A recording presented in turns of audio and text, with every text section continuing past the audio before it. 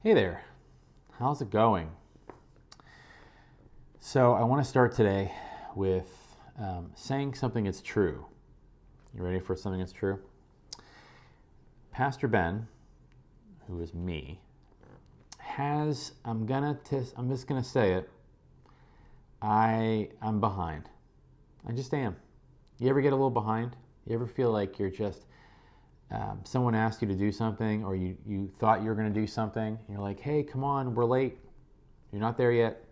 Let's go, gotta go. Right? And you're like, oh, I don't have my stuff ready. I don't know where anything is. And then you're behind. So you gotta catch up and hurry, right? That's what it feels like. That's me right now. So I haven't done this with you in a few weeks. And so the first of all, I'm sorry that we haven't done this in a couple weeks because I miss talking with you like this. And second, because that's true, I need to catch up, right? So you're going to see me do a couple of these from the same place with the same shirt on and the same haircut because I'm going to do some catch up, right? So after we're done talking, I'm going to do another one of these and another one of these. They're all going to be a little different, but you're going to see me and be like, does that guy ever change his shirt? I do change my shirt, but not whenever I'm making video after video after video. So we're going to catch up together, but you can watch these however you want. That's what we're going to do, okay? So thank you for being patient with me. And so the catch up starts right now. So here's the first one that I owe you, okay? Here's my first catch up, okay? We haven't talked since we talked about a man named Haggai. Okay, I was in a room that you haven't seen. I was wearing like a purplish hoodie, and just so you can go back and find it. And so now I'm not doing any of those things. But just so you know where we were, I think that was week like 26, if you're keeping track. Because I know all of you keep track all the time.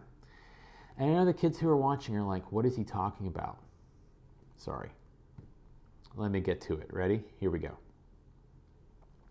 So the week I need to cover with you today is actually a really important week, okay? And what I want to talk about is a really important thing for us to remember and know.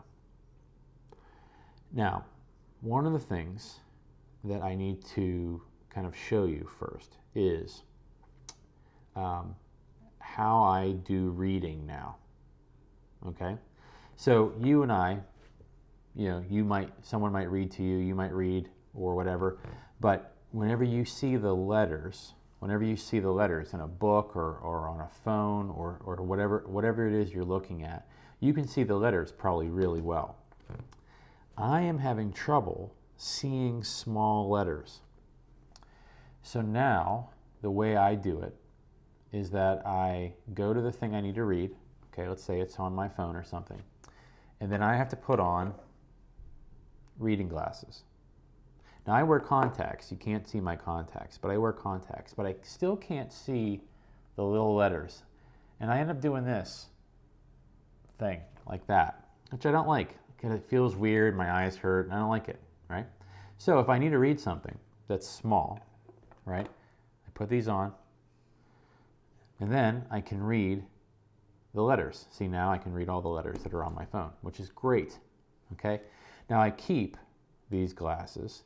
I have a bunch of these, right? They don't all look like this. They're not all black. Some of them are like brown, and some are gray, and some are a little bit smaller. And I keep them everywhere, right? I keep them at work, in the pulpit, in the church. I keep them in my office. I keep them where I keep all of our medicine bottles so I can read the little labels on medicine bottles. I keep them here in my living room. I have them everywhere, right? Because sometimes you just need to be able to read something. And I also try to keep them, I either keep them on my head sometimes now like this, right? Or I do this thing. I do this thing right here where I kind of come right here like that and kind of tuck in, right?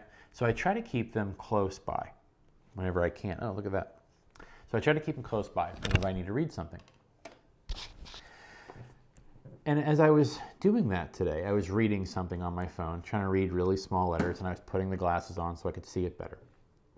I was thinking about the things that I try to keep close by to me that really help me do life the way I need to, right? That help every day, all the time, right?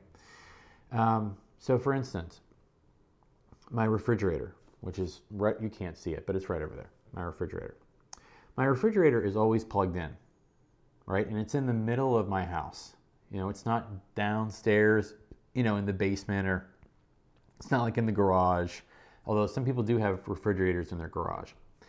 But it's right here in the middle, and it's always plugged in. It's always cold, right? It's always ready for me to use, right? If I need something in the fridge, it's always working. It's keeping things cold. It's right in the middle of my house. Everything is good, right?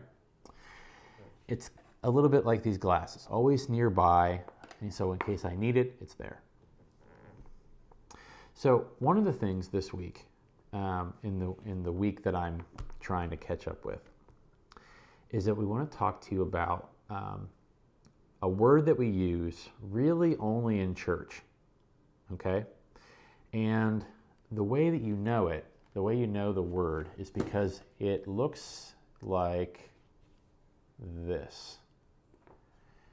The word takes place. We use the word whenever we're at a table in church. Now, you've probably seen that in our church there's a table, right? The table is long. It usually has like a Bible on it and a candle on it, but then sometimes it has food on it, right? Bread, juice, there's cups, there's plates, there's things stacked on it, right? We do all that. And we do that whenever we have something called communion. Communion.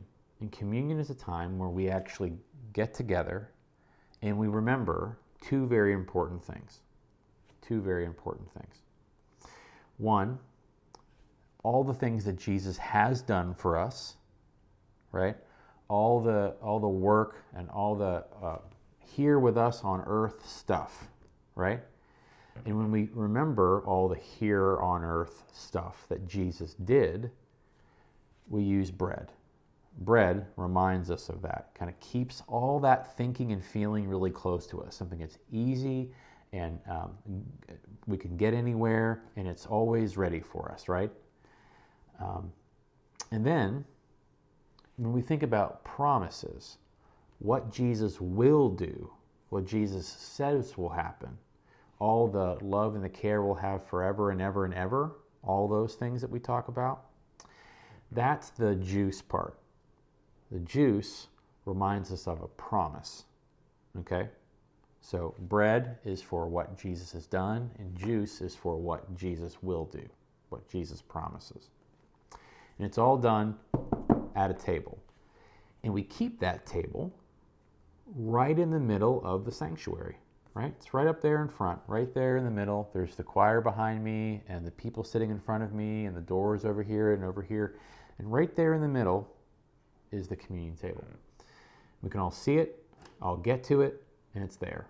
Just like the two things that remind us of Jesus, what Jesus has done and what Jesus will do. All of that is on the communion table. And so we can get to it when we need it. So Jesus and our memory and thinking and love of Jesus is really close by.